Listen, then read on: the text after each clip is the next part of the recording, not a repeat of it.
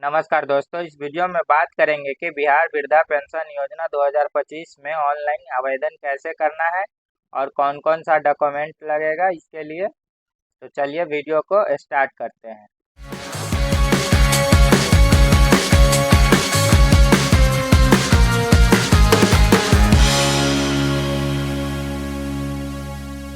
सबसे पहले किसी भी ब्राउज़र को ओपन कर लेंगे। ओपन करने के बाद यहाँ पे सर्च वाले ऑप्शन में SSPMIS को सर्च करेंगे। सर्च करने के बाद जो सबसे पहला लिंक आएगा उस वेबसाइट को ओपन कर लेना है। यहाँ पे आप बेनिफिशियरी स्टेटस यहाँ पे सर्च करके देख सकते हैं। यहाँ से रिपोर्ट को डाउनलोड कर सकते हैं। यहाँ से रजिस्टर फॉर मुख्यमंत्री वृद्धा पेंशन योजना के लिए यहाँ पे आपको रजिस्टर वाले ऑप्शन पे क्लिक करना है। यहाँ पे क्लिक करने के बाद इस वेबसाइट पे आ जाइएगा। यहाँ से सर्च एप्लीकेशन स्टेटस पे कर सकते हैं या रजिस्टर न्यू बेनिफिशियरी भी यहीं से कर सकते हैं। यहाँ से डाउनलोड आधार कंसेंट फॉर्म है, इसको सबसे पहले आपको डाउनलोड कर लेना है। डाउनलोड करने के बाद इस फॉर्म को आपको फिलअप करना है। यहाँ पे आवेदन का नाम, आवेदन का पिता या पति का नाम, यहाँ पे जेंडर को सिलेक्ट करना है। फिर आगे यहाँ पे आपका पूरा पता जो है वो पता यहाँ पे लिख देना है। जो एड्रेस होगा वो एड्रेस यहाँ पे फुल फिलअप कर दीजिएगा।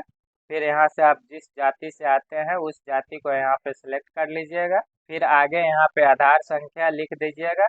फिर यहाँ पे सूचना के लिए जो मोबाइल नंबर देना है वो मोबाइल नंबर यहाँ पे आप लिख दीजिएगा। अगर आपके पास ईमेल आईडी है तो ईमेल आईडी यहाँ पे दे सकते हैं, नहीं तो इसको ब्लैंक छोड़ दीजिएगा। यहाँ पे फिर आगे आवेदन का पहचान चिन्ह है, यहाँ पे उनका पहचान चिन्ह लिख देंगे। फिर नीचे स्क्रॉल डाउन करके फिर आगे यहाँ पे आधार सीडेड बैंक खाता का विवरण देना है, तो यहाँ पे बैंक अकाउंट संख्या लिख देना है, FC कोड लिख देना है, शाखा का नाम लिख देना है और IFC कोड यहाँ पे डाल देना है। आगे यहाँ पे सहमति पत्र है कि मैं निष्ठापूर्वक घोषणा करता हूँ या करती हूँ कि मेरी आयु 60 वर्ष या उससे अधिक है। फिर आगे सेकेंड में है मुझे सरकारी सेवा का पेंशन या पारिवारिक पेंशन एवं सामाजिक सुरक्षा पेंशन के किसी भी योजना के तहत स्वीकृत नहीं हुआ है। यहाँ पे उस आवेदन का नाम लिख देंगे, उनका जिला यहाँ पे लिख दीजिएगा। फिर यहाँ पे आवेदन का हस्ताक्षर होगा, फिर यहाँ पे उसका डेट लिख दीजिएगा जिस डेट आप आवेदन करते हैं। फिर आगे सेकेंड फॉर्म है आपके लिए, अगर आपका NPCI अकाउंट नहीं है तो इस फॉर्म को फिलअप कर दीजिएगा। यहाँ पे बैंक का नाम दीजिएगा, यहाँ पे उस शाखा का नाम दीजिएगा, फिर विषय में यहाँ खाता संख्या दे दीजिएगा। UID से जोड़ने के संबंध में अगर आपका NPCI नहीं है पहले से तो आपको इस फॉर्म को फिलअप करना होगा। इस फॉर्म को फिलअप करके बैंक को दीजिएगा।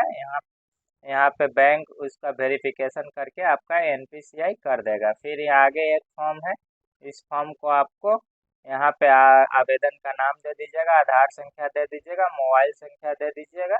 अगर आप सिग्नेचर करते हैं तो यहाँ पे सिग्नेचर कर लीजिएगा, नहीं तो अंगूठा का निशान लगाते हैं तो यहाँ पे अंगूठा का भी निशान लगा सकते हैं। फिर नीचे यहाँ पे पहचानकर्ता का हस्ताक्षर करना होगा। यहाँ पे आप वार्ड सदस्य, मुखिया या किसी भी जनप्रतिनिधि से यहाँ पे आप सिग्नेचर करवा सकते हैं और उनका मोहर भी यहाँ पे अनिवार्य है।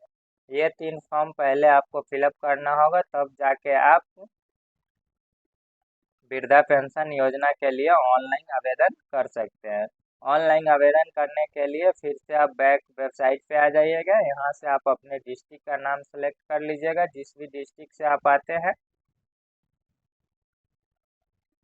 फिर यहाँ पे आप ब्लॉक का नाम सेलेक्ट कर लीजिएगा, जिस भी ब्लॉक से आप आते हैं उस ब्लॉक का नाम यहाँ पे सेलेक्ट कर लीजिएगा। यहाँ पे आपको पहचान पत्र संख्या डालना होगा। यहाँ पे पहचान पत्र संख्या जो वोटर ID कार्ड नंबर होता है उस नंबर को डाल दीजिएगा। फिर वोटर ID कार्ड पे जो नेम है उस नेम को यहाँ पे डाल दीजिएगा। फिर आप अपना आधार संख्या डालिएगा। फिर आगे यहाँ पे आधार पे जो नेम होगा उस नेम को यहाँ पे डालिएगा। फिर आगे जो आधार पे जन्म तिथि होगा उस जन्म तिथि को यहाँ पे डाल दीजिएगा। इतना डालने के बाद वैलिड आधार पे क्लिक कीजिएगा। वैलिड आधार पे क्लिक करने के बाद यहाँ पे थोड़ा सा लोड लेगा। फिर यहाँ पे आधार सक्सेसफुली वेरीफाई हो चुका है। फिर आगे आपको प्रोसेस पे क्लिक करना है। प्रोसेस पे क्लिक कीजिएगा तो यहाँ से मुख्यमंत्री वृद्धा पेंशन योजना का फॉर्म खुल के आ जाएगा। यहाँ से आपको उसका पिता का नाम डालना होगा, फिर माता का नाम डालना होगा, फिर आगे यहाँ पे जेंडर को सिलेक्ट कर लीजिएगा। फिर यहाँ पे सोशल कैटेगरी है, सोशल कैटेगरी सोशल कैटेगरी को यहाँ पे सिलेक्ट कर लीजिएगा। फिर इनका मोबाइल नंबर यहाँ पे फिलअप कर लीजिएगा। आवेदन का आवासीय पता देना है। अगर गांव क्षेत्र से आते हैं तो यहाँ पे रूरल को सिलेक्ट कीजिएगा। अगर शहरी क्षेत्र से आते हैं तो अर्बन को सिलेक्ट कीजिएगा। रूरल को सिलेक्ट करने के बाद यहाँ पे फिर पंचायत को सिलेक्ट कीजिएगा।